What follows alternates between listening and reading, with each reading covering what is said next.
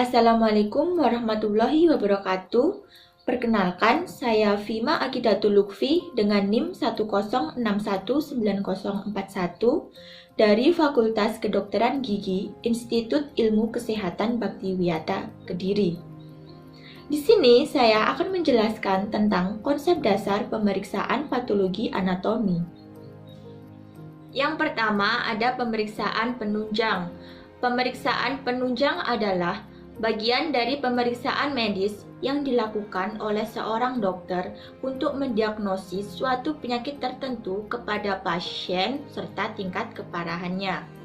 Pemeriksaan penunjang sendiri juga memiliki beberapa manfaat, yaitu yang pertama ada membantu menegakkan diagnosis, yang kedua membantu menentukan derajat dan aktivitas penyakit, yang ketiga proses screening atau penapisan penyakit, yang keempat identifikasi faktor penyebab penyakit, dan yang terakhir yaitu identifikasi penyakit pada pasien yang tanpa gejala.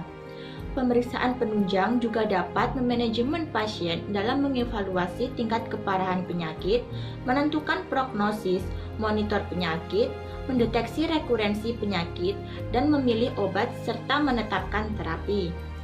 Hal-hal yang perlu diperhatikan dalam melakukan pemeriksaan penunjang yaitu yang pertama, metode harus dijelaskan secara detail sehingga hasilnya akurat dan tepat. Yang kedua, akurasi dan presisinya diketahui. Yang ketiga, rentang hasil pemeriksaan harus diketahui dengan jelas. Dan yang terakhir yaitu sensitivitas dan spesifisitas. Selanjutnya, patologi anatomi. Patologi anatomi merupakan jenis pemeriksaan yang dilakukan untuk mendiagnosis suatu penyakit tertentu dengan pemeriksaan sampel organ atau jaringan tubuh pasien. Pemeriksaan ini dilakukan untuk mengetahui secara tepat penyebab penyakit, jenis penyakit, dan efek pada tubuh dalam membantu menetapkan perawatan yang akan diberikan.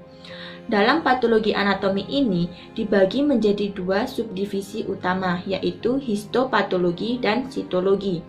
Histopatologi melibatkan pemeriksaan jaringan utuh dari biopsi atau operasi di bawah mikroskop.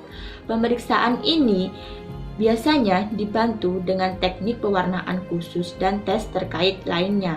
Sedangkan sitologi merupakan pemeriksaan sel tunggal atau kelompok kecil sel. 4 aspek yang dipelajari pada patologi anatomi.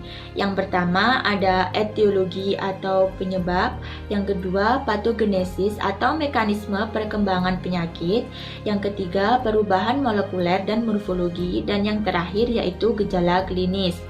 Kemudian ada macam-macam pemeriksaan patologi anatomi. Yang pertama, makroskopik atau pemeriksaan Gross. Yang kedua, mikroskopik atau histopatologi, merupakan pemeriksaan mikroskopik pada salah satu bagian jaringan yang dicat menggunakan teknik histologis. Yang ketiga, sitologi, merupakan pemeriksaan sel-sel lepas yang dicat pada kaca menggunakan teknik sitologi. Yang keempat, mikroskop elektron, merupakan pemeriksaan jaringan dengan mikroskop elektron yang kemungkinan pembesarannya yang jauh lebih besar. Dan yang terakhir yaitu otopsi atau abduksi. Dalam patologi anatomi ini melibatkan sel dan jaringan, di mana sel merupakan struktur dasar semua makhluk hidup.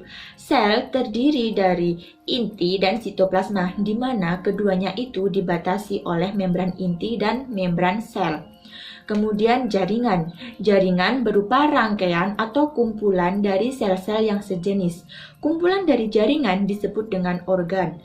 Pada tubuh manusia terdiri dari beberapa jaringan. Yang pertama ada jaringan epitel, yang kedua ada jaringan tepi, yang ketiga ada jaringan otot, dan yang terakhir yaitu jaringan syaraf. Teknik pengolahan jaringan untuk pemeriksaan histopatologi. Untuk pemeriksaan penyakit tumor atau penyakit lainnya dilakukan pemeriksaan klinis, pemeriksaan radiologis, dan pemeriksaan histopatologi. Langkah awal yang dilakukan pada pemeriksaan histopatologi yaitu fiksasi jaringan yang dapat menentukan kualitas sediaan patologi. Kemudian yang pertama ada fiksasi.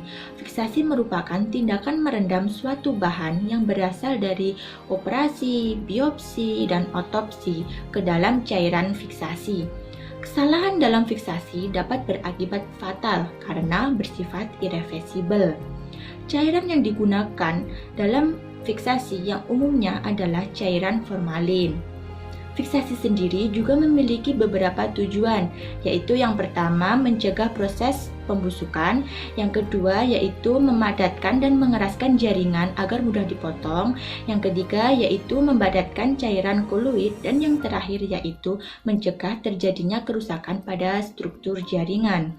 Yang kedua, pemeriksaan dan pemotongan sediaan basah. Tujuan dari pemeriksaan dan pemotongan sediaan basah yaitu yang pertama, mengidentifikasi jaringan. Yang kedua, deskripsi jaringan. Dan yang terakhir yaitu memilih jaringan yang tepat untuk pemeriksaan mikroskopik. Kemudian yang ketiga ada pengecetan menggunakan hematoksilin eosin. Hasil dari pengecetan tersebut pada inti berwarna biru sedangkan pada sitoplasma berwarna eosinofilik. Yang keempat ada frozen section. Frozen section merupakan suatu metode pemeriksaan histopatologi dengan proses yang lebih cepat. Kegunaan sediaan potong beku ini untuk mendapatkan diagnosis yang secara cepat. Sitologi. Kegunaan dari sitologi yaitu yang pertama, untuk diagnosis kelainan patologi tertentu dari organ tubuh terutama keganasan. Yang kedua, evaluasi sitohormonal. Yang ketiga, pemeriksaan seks kromatin. Kemudian, bahan yang dapat diperiksa pada pemeriksaan sitologi yaitu yang pertama, vagina SMIR atau pap test atau cervical SMIR. Yang kedua, sputum. Yang ketiga, bronchial brushing dan washing. Yang keempat, urin. Yang kelima, cairan tubuh lainnya. Yang keenam, discharge papilla mamae. Yang ketujuh, imprint jaringan tumor. Dan yang ke-8 yaitu aspirasi jaringan tumor. Kemudian, hasil dari pemeriksaan sitologi ini, yang pertama yaitu keadaan sel epitel serviks, yang kedua ada radang atau tidak, dan yang ketiga yaitu mikroorganisme yang tampak. Sekian video dari saya, semoga bermanfaat. Apabila ada kurang lebihnya, saya mohon maaf. Terima kasih. Wassalamualaikum warahmatullahi wabarakatuh.